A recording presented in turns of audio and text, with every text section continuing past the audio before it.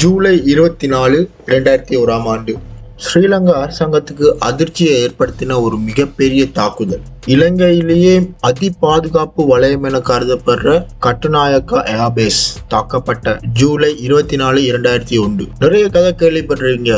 CIA, ரா, Mossad, அமெரிக்க ராணுவ வீரர்கள் அவங்க செஞ்ச ஆபரேஷன், ஒரு ஹீரோயிசத்தனமான ஸ்டோரிஸ் நாங்க கேட்டிருப்போம், பார்த்திருக்க மாட்டோம். எங்களை தமிழீழ விடுதலை புலிகள் அப்படி ஒரு ஹீரோயிசத்தனமான வேலையை செஞ்சிருக்காங்க. 14 பேர் கொண்ட ஒரு குழு இலங்கை அரசாங்கத்துக்கு 500 மில்லியன் இழப்பை ஏற்படுத்தின வரலாறை தான் இந்த வீடியோல பார்க்க போறோம்.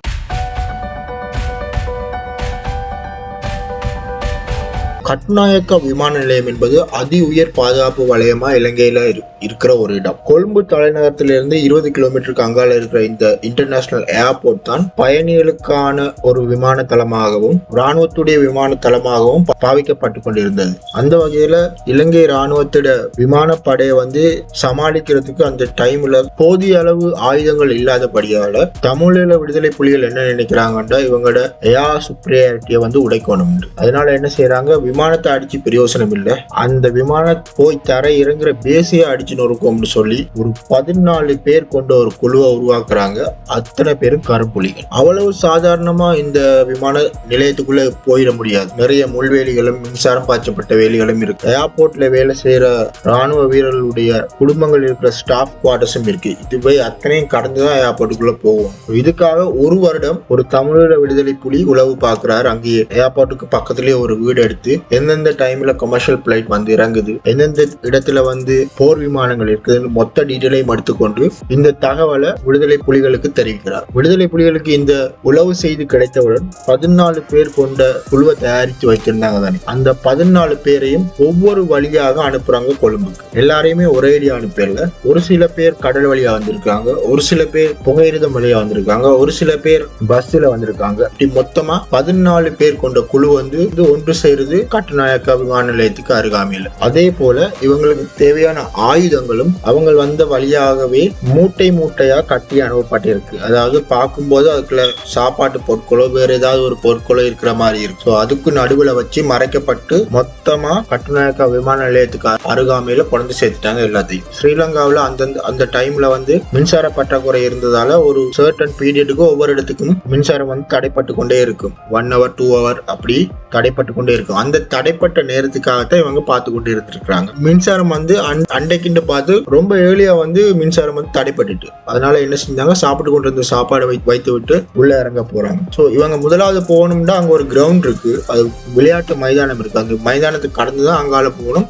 மைதானத்தை தாண்டி ஸ்டாஃப் குவார்டர்ஸ் தாண்டி அங்கால ஒரு மின்வேலி இருக்கு. மின்வேலியை தாண்டி தான் அங்கால விமானப்படை தலைமை இருக்கு. முதலாவதா இவங்க ஸ்டாஃப் குவார்டர்ஸ்குள்ள போகும்போது அங்க இருந்த ஒரு சில பேர் இவங்களை கவனிச்சிருக்காங்க. யாரோ சந்தேகத்துக்கு இடமான நபர்கள் நடமாடுறாங்க. இருள் நிறைந்த பகுதி என்பதால சரியா யாருன்னு தெரியல. அதனால நபர்கள் என்ன செஞ்சிருக்காங்கன்னா அங்க இருந்த பாதுகாப்பு அதிகாரிகள்கிட்ட போய் தெரிவிச்சிருக்காங்க, இப்படி சந்தேகத்துக்கு இடமான நபர்கள் அங்க சுத்தி தீக்கிறாங்க. அவங்க அதையும் கணக்கெடுக்க மொத்தமா இவங்க ஏர்போர்ட்டுக்குள்ள போறதுக்கு 3 கிலோமீட்டர் நடந்துதான் போகணும். அதாவது இந்த குடியிருப்பு, அங்கால மின்வேலி, அங்கால ஏர்போர்ட். ஸோ இந்த டிஸ்டன்ஸ் கிட்டத்தட்ட 3 கிலோமீட்டர். இந்த 3 கிலோமீட்டர் இவங்களுக்கு பாதுகாப்பா மெதுவா தான் கடந்து செல்லணும். இவங்கள்ட்ட இருக்கிற ஆயுதங்கள் எல்லாத்தையுமே ஒன்றாக தான் எடுத்துக்கொண்டு போகணும். அப்படி அவங்க மின்வேலியை அடையும் போது கிட்டத்தட்ட 1:15 அதிகாலை. அப்படி மின்சார வேலையை 1:15 அடையும் போது அங்க இருக்கிற ஒரு பாதுகாப்பு அரண்ல இருக்கிற ஒரு ஸ்ரீலங்கா ராணுவத்துடைய ஒரு அதிகாரி இவங்களை பார்த்துட்டு உடனே அவங்களோட கமாண்ட் போஸ்ட்க்கு கால் பண்ணி சொல்றாரு, இப்படி சந்தேகத்துக்கு இடமான கொஞ்சம் பேர் அங்காலங்களை சுத்தி கொண்டு இருக்கிறாங்க.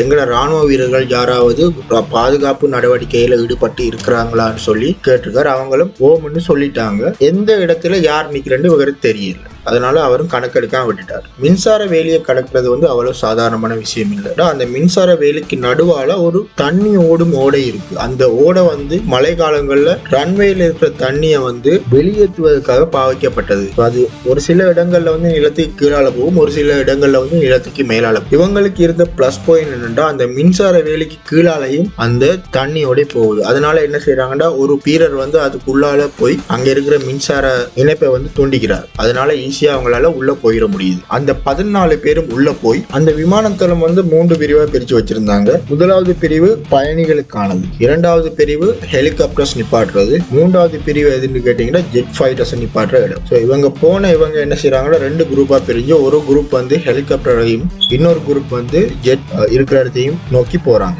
இவங்க வச்சிருந்த ஆயுதங்கள் என்னன்னு கேட்டீங்கன்னா anti tank weapon, multipurpose machine gun, grenade launchers மற்றும் C4 ரக வெடிபொருட்கள். இவங்க முக்கிய குறிக்கோளா இருந்த ஒரு விஷயம் எந்த ஒரு பொதுமக்களும் தாக்கப்பட்டக்கூடாதுன்றதுக்காக முதலாவதாகவே இவங்க வந்து ஏர் பேஸ்டு ஜெட் ஃபைட்டர்ஸ் மற்றும் ஹெலிகாப்டர்ஸ் நிக்கிற இடத்தை வந்து தாக்குறாங்க. அப்படி தாக்கும் போது அங்க இருக்கிற விமான நிலையத்தில் இருக்கிற பயணிகளுக்கு வந்து ஒரு டைம் கிடைக்கும் தங்களை தாங்களே பாதுகாத்துக் கொள்றதுக்காக. இப்படி 2 பகுதியினர் வந்து வானத்தை நோக்கி ஒரு தோட்டாவை சுடுறாங்க. அதாவது நாங்க வந்து எங்களோட பொசிஷனுக்கு வந்துட்டோம், தாக்குதலை ஆரம்பிக்கலாம்னு சொல்லி அதிகாலை 3:30 மணி அளவுல தாக்குதல் வந்து ஆரம்பிக்கப்படுது. இந்த தாக்குதல்ல வந்து 2 MI-17 ரக ஹெலிகாப்டர்ஸ், 3 சைனீஸ் K-8 உளவு ரக விமானங்கள், ஒரு MiG-27 ரஷ்யன், 2 இஸ்ரேல் கிஃபிர் சொல்லுவாங்க அந்த விமானத்தை, அந்த ரக விமானம் வந்து 2 அழிக்கப்பட்டது. வெளியில இருந்த விமானங்களை வந்து இவங்களால ஈஸியா அழிக்க முடிஞ்சது. ஆனா உள்ள சேம்பர்ஸ்ல இருக்கிற விமானங்கள் வந்து இவங்களால உள்ள நுழைந்து அழிக்க முடியல. அதனால என்ன செய்யறாங்கன்னா பயணிகள் விமான நிலையத்தை நோக்கி ஓடுறாங்க. ஸோ அந்த இடத்துல வந்து